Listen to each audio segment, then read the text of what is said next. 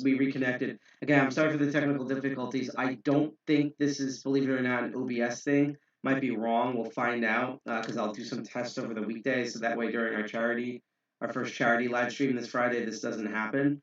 But what I think is more of happening is one, this is why I normally rip the videos, but two, I know that it's raining outside, and I'm going to double check again actually in a second. I'm going to turn the little camera off, and I know it's going to be doing a huge storm. It's been storming, and it's going to be more rainy tomorrow, and I have to work in that. So again, we're going to try to get as much as possible. I think we're only going to do one more video. Unfortunately, we're going to cut 2 videos out and do one last video after this one.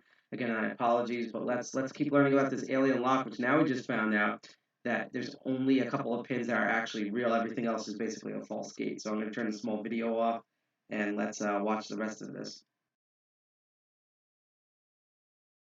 I'm still reading the chat though, so don't think because the video is gone that I can't see everything. I'll just be right back because I'm just going to check the weather and parts of our internet connection.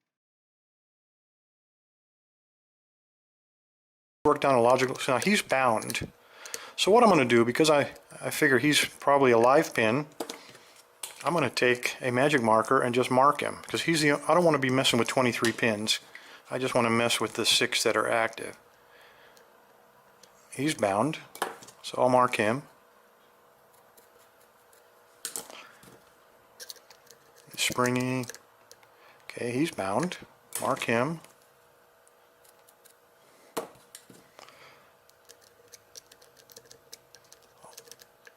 There's no pin in that one. A slider on my probe.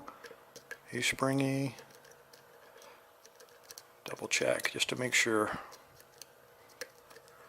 Now the two things about the fake pins, they're silky smooth. You get no resistance whatsoever, and they don't go down very far. So there's a bound one. If you get one that is either bound up or goes down very deep, that should tell you that that's probably a real pin. That one's bound.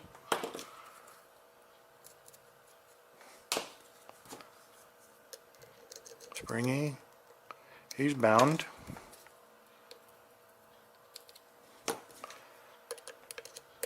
Springy and springy.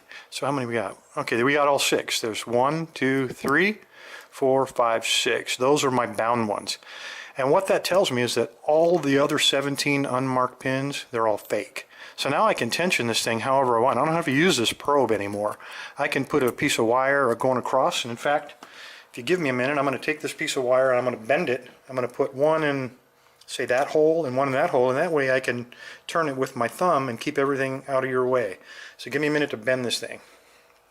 Alright, I just bent this thing into like a U shape, and I'm going to pick, I spaced it so it would fit in the widest possible part here. So there we go. And again, I want to keep my thumbs and everything out of the way. I'm going to take this little, it's just a file. I'm going to put that in there like that, and that's going to be my tension bar. I'm going to put a little bit of tension on this thing, and we're going to start messing with those 6 pins. And to do that, I'm going to take, it's a broken pick actually, and I just sharpened it so we can get down inside those little holes. So a little bit of tension, and you can see this whole thing is not tensioned by this outer ring. The lock is actually tensioned by the pins that go inside of the lock. Kind of an odd design, but hey, it works. Okay, a little bit of tension, and let's start messing with those 6. Find out where the binder is. Okay, I've got a good amount of tension. I'm going to pick this one first, it feels like. I better let off on the tension now because I got this leverage working for me. Okay, got him.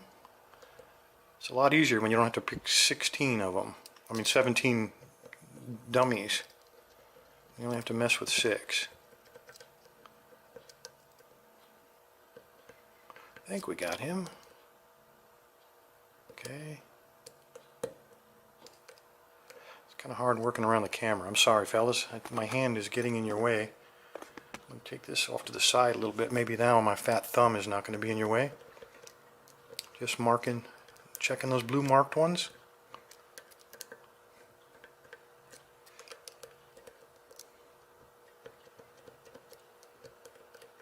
I think I just set that one. I think we just set him. Properly back. This is so fascinating. Now this one is not quite perfectly lined up. I got about 3/4 of the hole to work with, but it doesn't matter. As long as you can fit your probe in there, lock that looks that's a lot really all tougher we're than it after. actually is. security through threats, essentially.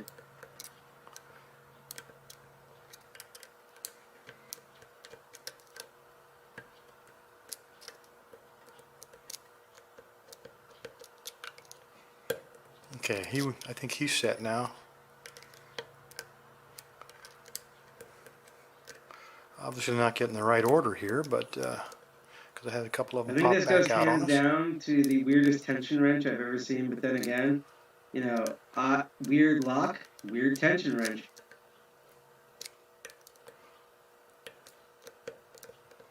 I think we just set him. Felt a very slight turn on the core. That one is still springy. Oops, that was not being picked. That was the pick sliding off of the edge.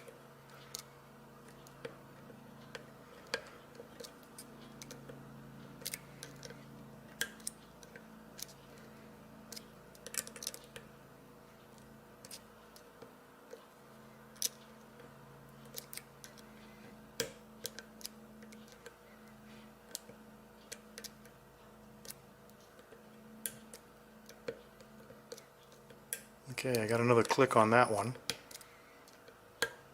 Got to click on him.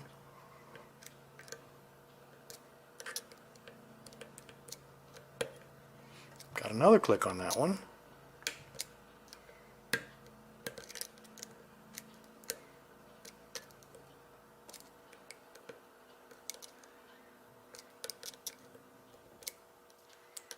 I'm going to lighten up on the tension. I think I'm probably putting a little bit too much So torque he's on this basically thing. single pin tensioning and single pin picking.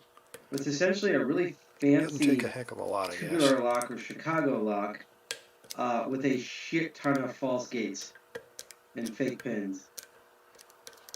So it's like once you narrow it down, there's not that many more pins than your standard like 8-pin tubular lock.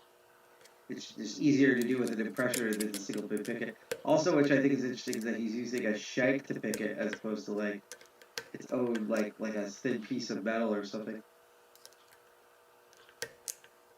So basically, like most, it's like And there we master go. locks. We It got an looks a lot open. tougher than it actually is. So you just turn this thing completely around and we get it open, and then it'll lock back in place right about there. So there we go. Well, nothing to it, fellas, this X-Puz mag, but I know you don't believe me about all the pins are fake, so I'll tell you what, let's go ahead and let me take this thing out of here. I'll crack the back of it and we'll take a look at Oh what's Lord, inside. he's gonna All right, dismantle pretty this easy. thing. There's Holy 4 crap! Phillips screws that have to be taken out. I've had this apart earlier to see how it went together. I couldn't believe it was so easy and was very surprised.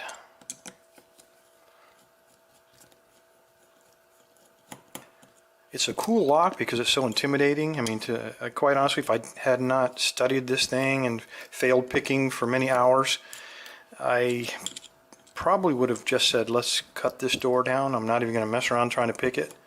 It was just that intimidating. But after having picked it several times, by accident almost, and then taking it apart and seeing really what's up inside.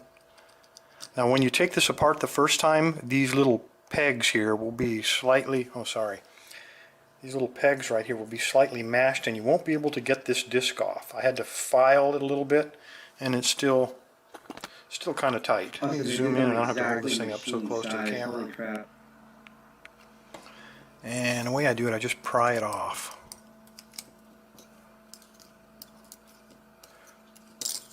There we go. And once we get her open, now you see the inside. Oop, back it out a little bit so we can get a good macro.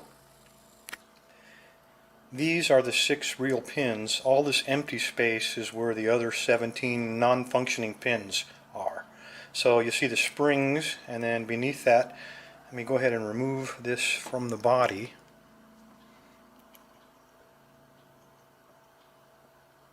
Try not to drop it. Sorry, I'm just I'm going to talking set to that down Dark for a Arts. second. Now you can see it looks like a drain hole, but here's the thing that spins around. Like Whoops. a drain hole or like There's the thing that spins around with our marked like pins. a cocktail strainer or something. Very tiny. And when we turn it over and take a look, now you can see all the pins, fake and real, all mixed in there. That's a real one, and you can see he's pushing the spring up right there. This is actually the Bible portion, and Huh. this is actually the core part, this front that contains all the pins. So when I That's pull interesting. this up, everything will fall out. The pins will not come out of the back here. I don't know why. The springs will come out, but the pins will not. But when I pull this apart, you can see there's 3 on that side, and there's the 3 on that side. I'm going to go ahead and pull this completely apart. We're probably going to drop some pins, but that's okay because I want you to see it's only engineered to have 6 pins, It looks like one of those not like 23. And practice there they are. sheets when There's you your go to 6 for pins. that firearm They are range. all standard. Let me set this down. They are all completely standard. This would probably be a lot better lock if, come on, focus, if we had some security pins in there, but we just don't. This plate is actually sealed in place. You can see the crimps around the edge, and that's what holds This basically is a key wild. pin and a spring for all of the 17 dummies. It's actually crimped in place. Only the 6 live ones penetrate all the way through. So, and I guess that's what you would expect. The trick is to find those 6 real ones. And I think I showed you how to do that. It's not that difficult.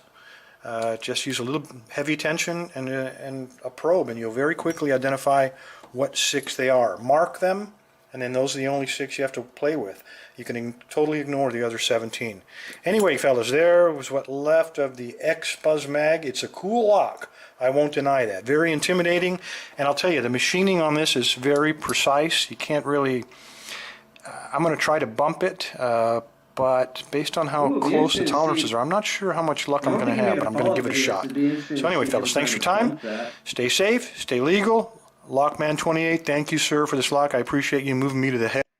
So yeah, that now what I love about this video is not only did he just review and pick and took apart like a very bizarre lock that looks a lot more tougher than it actually is, but I also like it's similar to what I try to do on this live stream show when we're not doing tributes like this, where you get to see his methodology in real time, where he's like he doesn't know where all the pins are, so he had to like mark them. So you actually got to see him work and do stuff and potentially make mistakes, even though I think he already picked it and took it apart before, hence why he knew about all the pitfalls.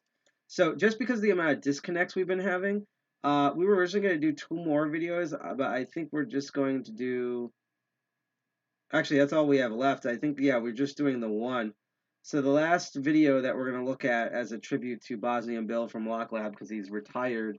Uh, I don't know when he retired, but his friend Lock Picking Lawyer announced a couple of days ago that he retired. Hopefully it's not. I don't think it's some sort of stunt or whatever. It's and he Bosnian Bill. It's not just that he's a big channel. He's one of my favorite channels, particularly his review products for lockpicking tools that help me not only build my own personal EODs, sorry EDC EODs, EDCs, but also not only gain more knowledge about how to pick locks and do bypasses, but it also allowed me to figure out like what to put in my training kits. I think one of the first videos I actually saw Bosnian Bill was him reviewing a series of progressive um, practice locks. So that's a whole big thing for me right there. So let me see if I can find this. Because okay, so what I'm going to choose between is the remaining 2 videos. There was one about him doing a challenge lock that someone sent him where gravity actually factored into it. The other one, which is actually the one I think we're going to do, just because I think it's a bigger ending with a bang. Fucking magnets. How do they work? Is the weird magnet lock that he found. And originally, I was going to show his methodology of trying to attack the lock, and then I was going to show how he opened it up, and then we're going to look at that challenge lock. So unfortunately, we're not going to look at any challenge lock videos today from Bosnian Bill. What we will look at is him taking apart this crazy magnetic lock. If you thought the alien lock was crazy, wait till you see this. And we're going to watch how it works, and then if you're on Twitch, we're going to go raid a Twitch channel, and that's going to be the end of our live stream. Again, I apologize for all the disconnects and stuff. A, this is why I normally rip the videos beforehand, and B is that we're in a storm occasionally, especially when there's a storm going on. We'll have connection issues, and that's what we're going through right now. But on YouTube, I'll download the Twitch videos, and I will upload them on YouTube and make them a 2 or 3-parter, and that'll be pretty neat. It says it'll be the last video where we're going to have a look of how this crazy magnetic lock works. Like, look at this is some crazy stuff right here. Love that intro. That's been his best intro so far. All right, guys, through the generosity of the wind. This reconnects. I'm going to play the rest of this, and then hopefully there should be no disconnect.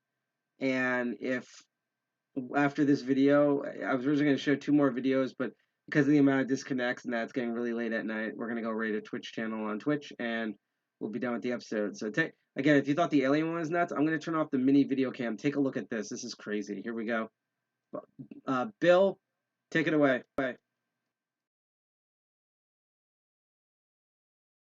Look and see how it works. So I guess she's getting her money's worth one way or another.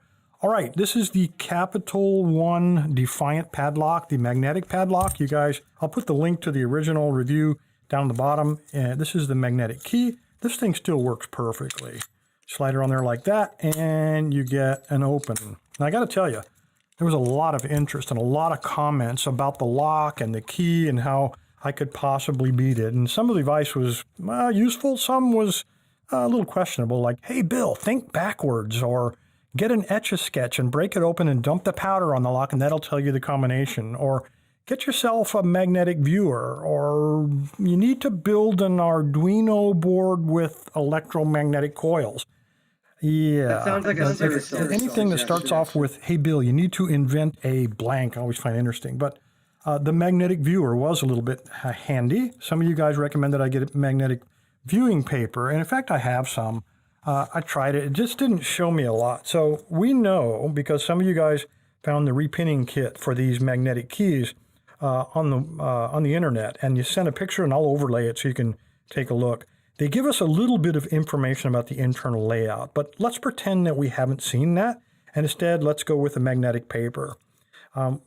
All we do, we lay this guy on there, and that will tell us where the magnets are. And they give us a little bit more information. If you take a look at the magnets, you can see a little tit sticking out of some of these, but they're not in what looks like a normal array, kind of odd looking pattern, as well as the magnetic paper, unfortunately, doesn't tell us the magnetic orientation. Doesn't tell us which side is the north or south, or as Capital One calls it, the black or the red side of the magnet. It just tells us where they are. So not so useful other than getting a good count on the magnets. What is interesting, and there was a lot of speculation about this, is does the lock contain magnets too? Because if we take the magnetic paper and put it on there, that'll tell us the exact layout of that. And in fact, when you put that on there, yes, indeed, it does have magnets, but again, it doesn't tell us the orientation, and it doesn't tell us which of those, it almost looks like a skeleton, but doesn't tell us which of those are active and which are not active, which way we need to rotate them, what the magnetic orientation is. It just doesn't tell us enough information in order to get inside of here. So let's do this logically. Rather than just jump into the cutting out, let's take a look at the key first. I'm going to go ahead and bust this open. Let's take a look at the internal parts of this, how the wafers are put in there. Maybe that'll give away a couple of clues before we start chopping on the lock. All right, guys, it's a little easier than I thought. All I do is stick a screwdriver in the slot, and the top slides right off. And now, of course, comes the hard part. I can see that there are these little super magnets beneath this steel plate. I don't have any clue what that code is. Probably the code for to rekey this thing. This little steel plate is stuck to those magnets, though, unfortunately, and it's below the beveled edge here. So I can't simply pull it off because all the magnets and everything come out with it. I've got to figure out a way to kind of slide it. And what I thought I would do is take this little knife, slide it under here, and use them as kind of a ramp to maybe, I don't know, slide him off of there. Let's find out. All right, I'm going to slide him there, and that creates the ramp, hopefully. And then I can take this guy and just lever him off. Now he's over the edge. Let me pull that out of there. Maybe I can just slide him now. Yeah,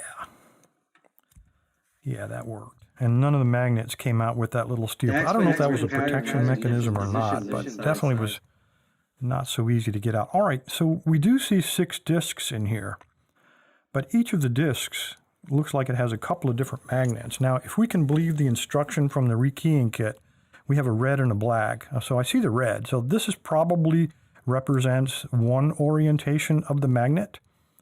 So, and we also see these little tits that align inside of these grooves to keep everything perfectly aligned, doesn't spin around inside of there. So the red side and the black side will represent north and south. It looks like each of the discs has one of each of the two orientations. Let's pull one of these discs out and find out if maybe there are two magnets on the other side as well. That would make it easy to decode so far if we knew the orientation of the magnet. And the lock is not going to give that up. Tell you what, let me try just to take the steel plate. Let me put them on one of these. See if I can pull the magnets out. Or, yeah, there we go. Or I can pull the whole disc out. All right, so let me see if these are separate magnets, or it looks like it might be the same magnet. It is. These are the same magnets. So it's not two different at a different angle or different orientation on the other side. All right, I'm not going to mess with this. I'm probably going to be ruined when I get through machining the thing open anyway. So, all right, if you look at the different angles, you can see the the magnets are in different places on each of the different discs. And then you've got the different polarity of each of the magnets. So different locations, different polarities. There are 6 discs with 24 different possibilities, which means there are more than 7 million possible combinations of the magnets in here, at least according to Capital Industries. Now, when you remove all the duplicates, when you remove all the unsecure or overlaps, that leaves 262,000 secure, separate individual combinations. That's my math, and that's also what Capital Industries is saying. So that is what we're looking at. This explains why we weren't able to use the electromagnet or use the strong magnet to spoof this thing. This truly is a very, very complex lock. All right, now when we look at this, we know how this is oriented now. I really don't think knowing that would help us get into this, because obviously we wouldn't have a chance to look at the key. We would be able to look at this and see that indeed there are 12 different possibilities, 6 per side. Again, we don't know the orientation of the magnets, in other words, which angle they need to be rotated at with the disc. We also don't know the polarity. So spoofing this without knowing those details probably is not going to be possible. Of course, it's much easier to smack this thing with a hammer or a saw, but anyway, I'm talking about trying to hack it. All right, so here's what we're going to try to do. We know how the magnet works. We know what we're expecting. I want to know how the lock and unlock mechanism works, just like you do. So I'm going to put this in a milling machine. I'm going to cut it around the perimeter and try to remove the whole plate in its entirety without disturbing the innards so we can get a nice close look. Let me give that a shot and see what happens.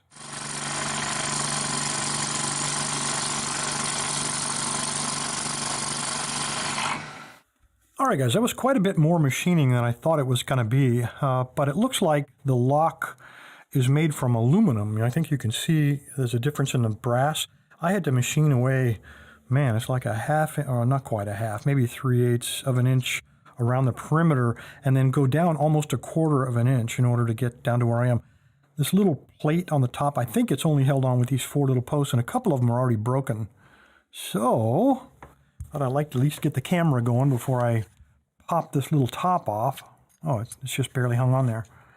And have a bunch of stuff jacking the box out. All right.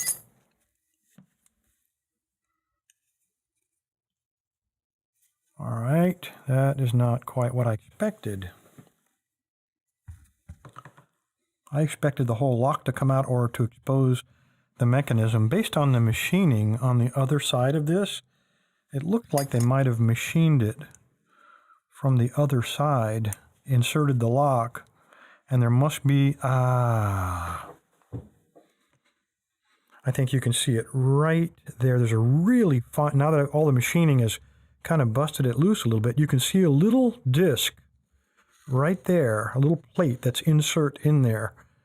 If I had seen that earlier, I would have gone in from this side. All right, so the lock will come out, but it's got to come out the back. Anyway, let's see if this thing still works. Hope I could put those magnets back in correctly. All right, so it seems to center itself. And maybe not. I might have messed something. There we go. It does work still, so we're still in the ball game here. Let me turn this guy over and see if I can't get that plate out of there so we can get the entire lock mechanism out. It's turning into quite the adventure.